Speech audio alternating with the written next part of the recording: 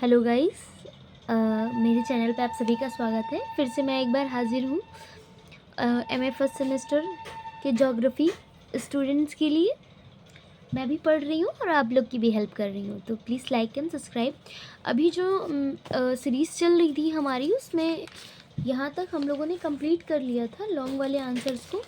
ये first chapters के ही अब हम लोग लघु आंसर्स को देखने जा रहे हैं, जिसका नाम है फर्स्ट चैप्टर का हमारा भू आकृतिक विज्ञान का अर्थ और क्षेत्र में मौलिक अवधारणाएं, meaning, scope and the fundamental concept of the geomorphology की हम लोग वेरी शॉर्ट पे आते हैं। चलिए इनको आज हम लोग ख़त्म कर लेते हैं। सबसे पहला प्रश्न हमारा पूछा गया है, भूगोल में भू आकृतिक विज्ञान की स्थिति पर चर्चा कीजिए। इसको हम लोग लॉन्ग में एक बार पढ़ चुके हैं, यहाँ पे हमारा फिर से रिवाइज होगा। इसको अच्छे से आप लोग पढ़िएगा कि स्थिति के बारे में पूछा गया है। तो भूगोल में भू आकृतिक विज्ञान की स्थिति, positions of geomorphology in the geography. सबसे पहले जो विज्ञान संपूर्ण पृथ्वी का अथवा उसके किसी हिस्से का अध्ययन करता है,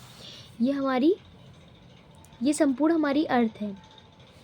ठीक है, संपूर्ण अर्थ पृथ्वी तथा उसके किसी हिस्से का अध्ययन करता है। मान लीजिए एक हिस्से का अध्ययन करता है, उसे भूशास्त्रों की कोटि में रखा जाता है। किस कोटि में रखा जाता है? भूशास्त्रों की कोटि में उसे हम लोग रखते हैं। भूगर्भ शास्त्र, चलिए हम लोग अपने आंसर पे आते हैं।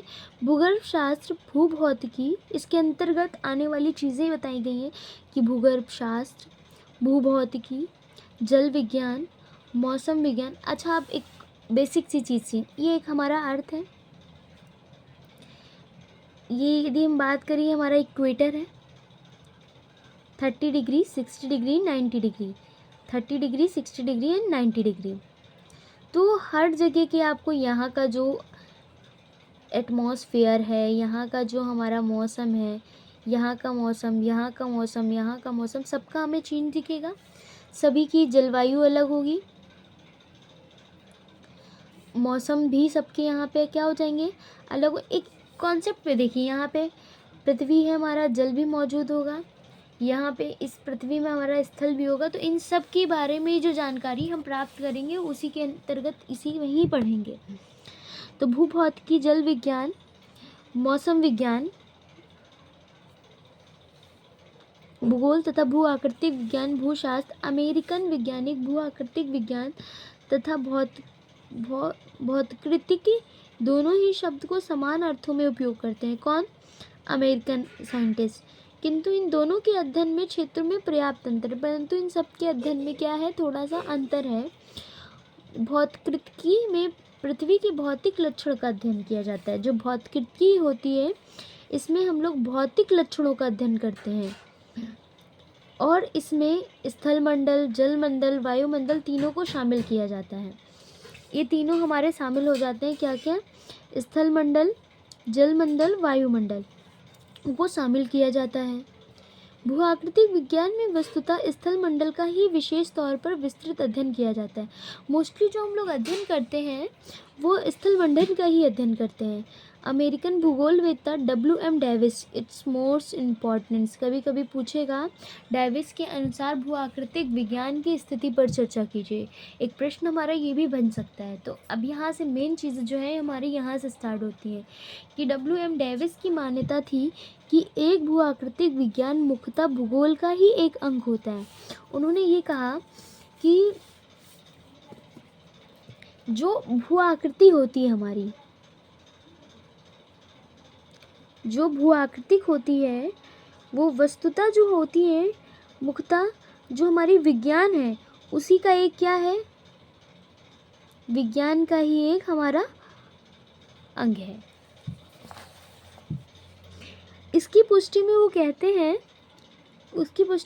कहते हैं कि भूवैज्ञानिक तो अधिकांशतः भूतकाल की ओर ध्यान आकर्षित करते हैं। मतलब जो भूवैज्ञानिक होते हैं, जो बीती हुई चीज़ें होती हैं, उन पे मोस्टली ध्यानों को आकर्षित करता है।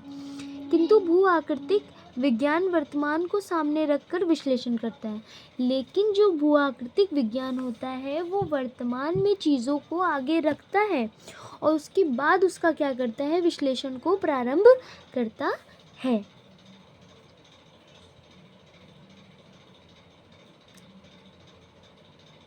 इसीलिए वह भूगोल का मुख्य अंग है, इसीलिए इसको हम लोग क्या मानते हैं, भूगोल का मुख्य अंग मानते हैं। और चूंकि सभी भूआकृतिक भूगर्भिक क्रियाओं प्रक्रियाओं का परिणाम होती हैं, इसीलिए भूआकृतिक विज्ञान का क्षेत्र अपने आप बढ़ जाता है।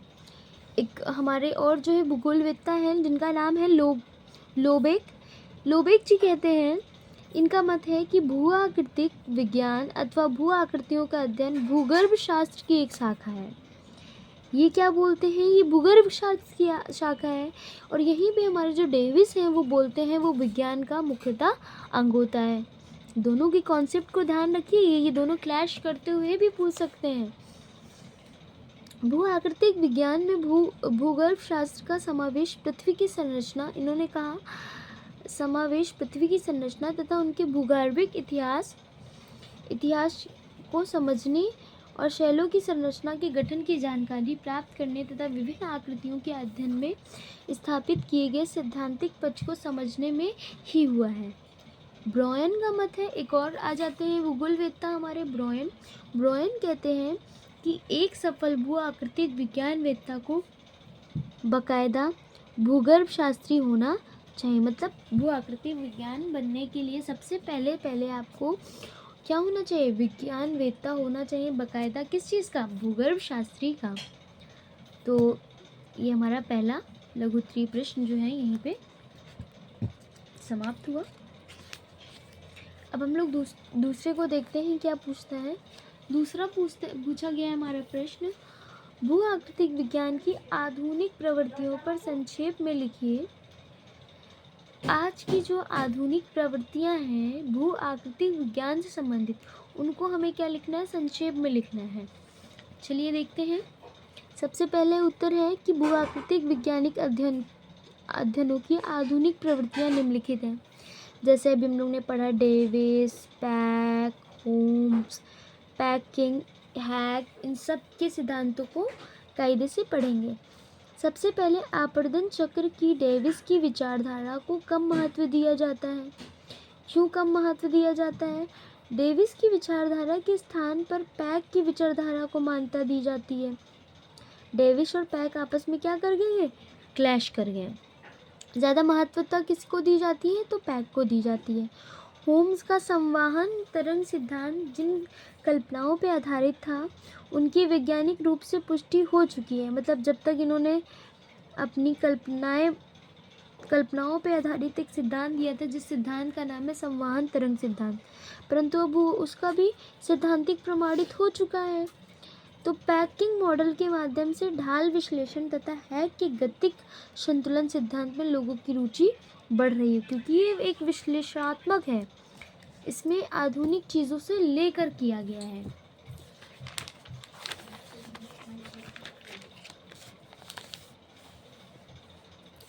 जैसे प्लेट विवर्तनिकी तथा भूकंप विज्ञान के माध्यम से भूगर्भ के विषय पे और अधिक जानकारी प्राप्त होती, जाहिर सी बात है। यदि मान लीजिए भूकंप है और प्लेट विवर्तनी, जब दो प्लेटें हमारी आप लोग ने पढ़ी होगी, प्लेटें ऐसे समांतर प्लेट्स है ना, ऐसे प्लेट्स हमारी ऐसे चलती हैं, ऐसे क्लैश करती हैं, एक ऊपर एक नीचे के ऊपर एक प्लेटें ऐसे ऐसे चलती हैं हमारी।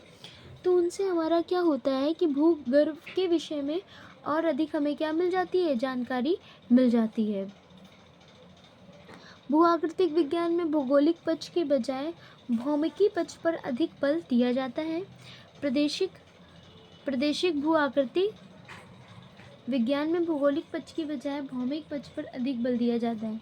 प्रादेशिक भू आकृतिक विज्ञान के अध्ययन में महाद्वीपों को ऐसे क्षेत्र में विभाजित करने की कोशिश की जा रही है जिन क्षेत्रों में भू आकृतिक लक्षणों की समानता हो और उनके विकास क्रम को समान इतिहास हो, जिनका समान इतिहास हो।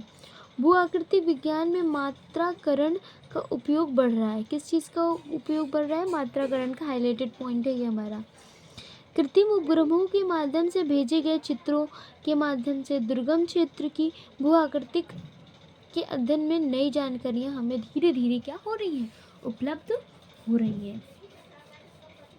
अब देखते हैं हम लोग तीसरा आंसर, तीसरा प्रश्न जल्दी से ख़त्म कर लेते हैं, फिर अभी हम लोग को नेक्स्ट चैप्टर भी स्टार्ट करना है। उपयुक्त उदाहरणों के साथ भू आकृतिक या भौतिक विशेषताओं की संक्षेप में चर्चा कीजिए। लिखा है कुछ हमें उदाहरण दीजिए भू आकृतिक और भौतिक विशेषताओं से संबंधित, और उस पर थोड़ी सी हमें क्या करनी है, चर्चा करनी है। चलिए देखते हैं।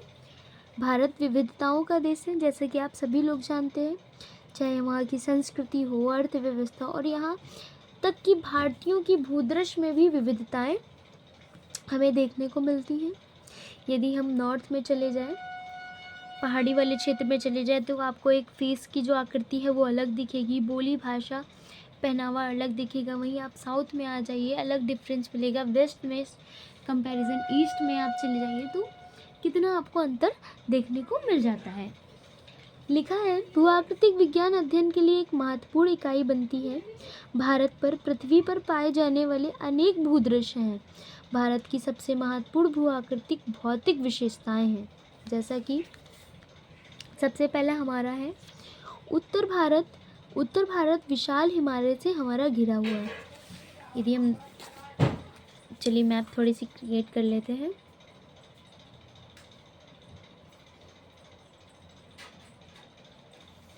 बहुत अच्छी मैप नहीं है मेरी, फिर भी मैं कोशिश कर लेती हूँ, है ना। तो आप लोग को भी मैप, ये मेरा चार्ट जो है कहाँ चला गया, यहाँ चला गया,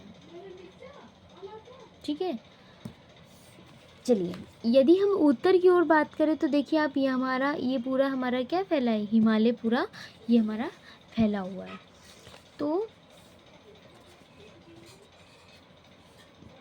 उत्तर भारत में विशाल हिमालय से घिरा हुआ है, जिसका पश्चिमी पूर्व लंबाई लगभग 2400 किलोमीटर तथा चौड़ाई हमारी 160 से 400 किलोमीटर के बीच है,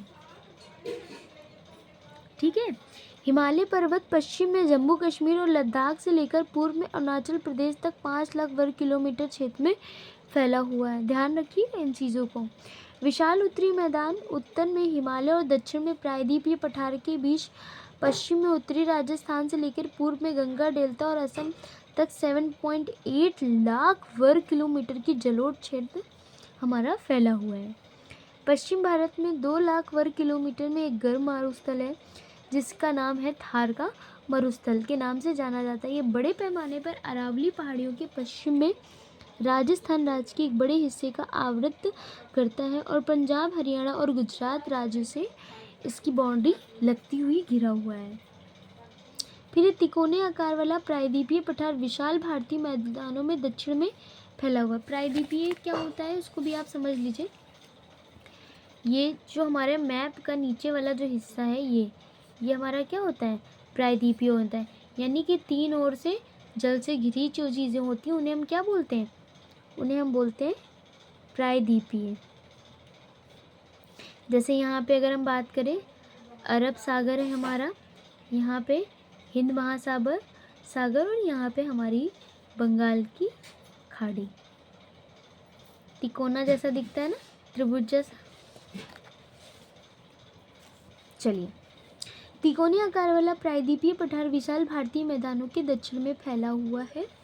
इसके दक्षिणी छोर पर कन्याकुमारी तक विस्तृत है। ये कहाँ पे, यहाँ दक्षिणी छोर में हमारा कन्याकुमारी तक ये क्या है, विस्तृत है। भारत की स्थलाकृतियाँ नदियों द्वारा विच्छेदित की गई हैं। इनमें बारहमासी या स्थायी हिमालयी नदियाँ और वर्षा आधारित प्रायद्वीपीय गैर बारहमासी नदियाँ शामिल हैं। गंगा, सिंधु, ब्रह्मपुत्र अपनी सहायक नदियों के साथ प्रमुख हिमालयी नदी प्रणाली बनाते हैं, जबकि कृष्णा, कावेरी, गोदावरी, महानदी, नर्मदा, ताप्ती महत्वपूर्ण, ये सारी की सारी हमारी प्रायद्वीपीय नदियाँ हैं। भारत में विस्तृत और लंबे तट पर कई उष्ण कटिबंधीय द्वीप हैं।